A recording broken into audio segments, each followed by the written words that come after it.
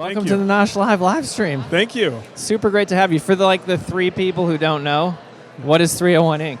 Hey, 301 Inc. is, think about us as a I always say venture capable. I'll talk more about that later. But Can you make sure that you're almost drinking that microphone? Okay, got it. Yeah, is that better? Yeah, right. That's much better. Think of us as an internal venture capital capability within a big company like General Mills. And what we do is we find early stage brands that are looking not only for investment capital, but the direct access to resources and capabilities that we can provide with the dedicated team that we have. And so our mission is to help find those brands early stage and then help them grow. That's really exciting, and it seems like a match made in heaven for you to be sponsoring the NOSH Live Pitch Slam, so thank you for doing that. What do you think makes a good Pitch Slam contestant? Well, I think first of all, we have to step back and we got to think about a Pitch Slam.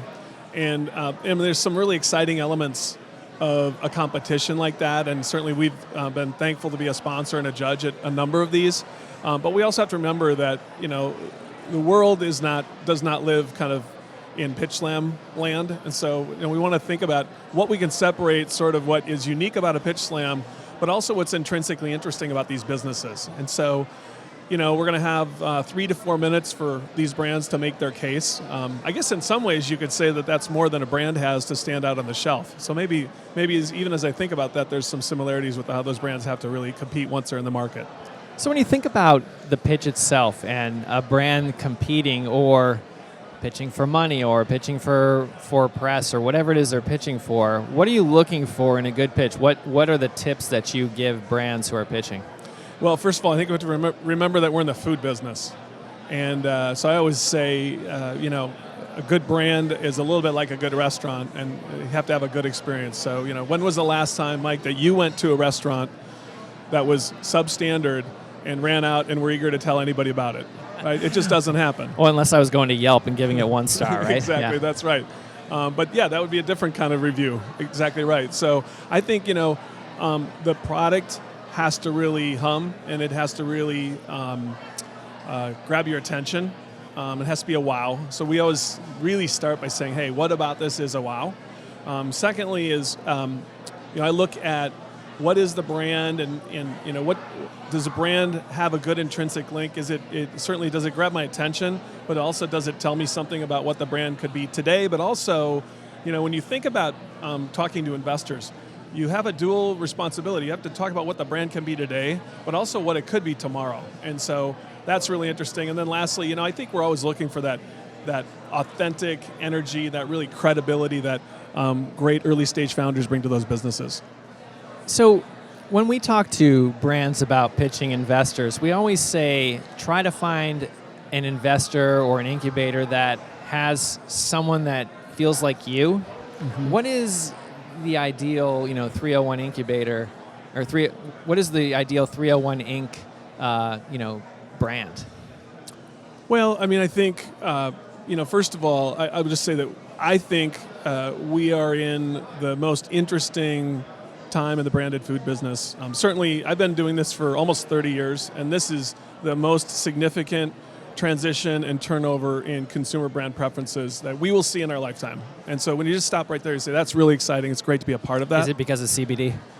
Exactly. Well, and I think you're just continuing to see it evolve and iterate more and more quickly. And when you think about the unique channels that are growing and building every day and ways that consumers are finding new brands, I think it is going to accelerate. And things like CBD, I think we'll just have to wait and see where that shakes out. I think for brands, they're always, this incubator experience is very sensational and fantastic. What should they expect when they go into the incubator experience? Well, I think first of all is just really understanding the landscape of what's really out in the marketplace, because just understanding what's the difference between an accelerator, an incubator, venture, an institutional investor, what does it mean to partner with a strategic? And I always say, I slipped earlier and I said venture capable. We talk a lot about that because when you think I like that. Can I steal that? Well, no, that's one that I started like a couple months ago. So, but I might use that. Yeah, well, because I think it is, what it really is it's partnership beyond funding.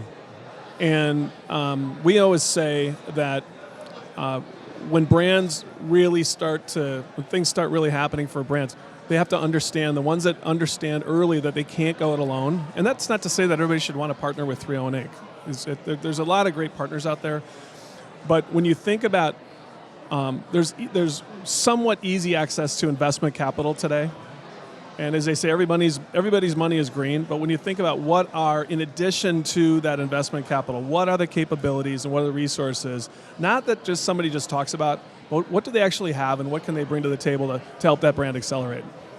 Well, 301 Inc. is a brand in and of itself, so you must have the things that you think of as your differentiators. What are they? Yeah, I mean, I think first of all, a key differentiator for us is when we get involved with a brand. And I think it's important when you're a strategic partner to understand the areas that you can add value, but also understand areas that you should just leave that business alone. And so one of the things that we always say is we want brands, we want people to understand that they are in control of their business, they are running their business. And then when it comes down to that and we understand what are your goals and strategies for the year, and then what are those resources that we can bring alongside. So think about us more as a co-pilot. And there's deep capabilities that we have in product and technical. We do a lot in food safety and quality, supply chain. Those tend to be what I would say is sort of all play activities that all of our brands. I mean, when you have a brand that's growing at 50, 80, 100%, I guarantee you have supply chain headaches and challenges, just because you're fundamentally changing the way you do things.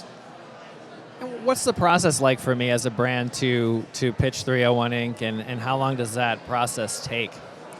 Well, we got together and we thought about, things that people tend to associate with brands like us that have some affiliation with big companies. And we decided that anybody associated with a big company has done a good job of convincing people that they're slow. So we thought maybe it'd be a good idea to convince people we can move quickly. And so the process to contact us, you certainly can send an email to me. You can access through our website. To you? Sure. Absolutely. It's john.haugen@genmills.com. Or you can send it nice through our plug. website. I like it. Yeah, or send it through our website, 301 Inc. We receive names there, but frankly, that's why we're out at things like NOSH, is that we also, we don't expect great brands to have to work hard to come and find us. That's why we're here. That's why we sponsored NOSH from day one, and that's why we continue to be a really excited to be part of the environment here. What's interesting in the food world to you or to 301 Inc. right now? Well, I think there's so many things that are moving quickly. Of course. Yeah, and when you think about, we talked about CBDs. Everybody wants to talk about CBDs.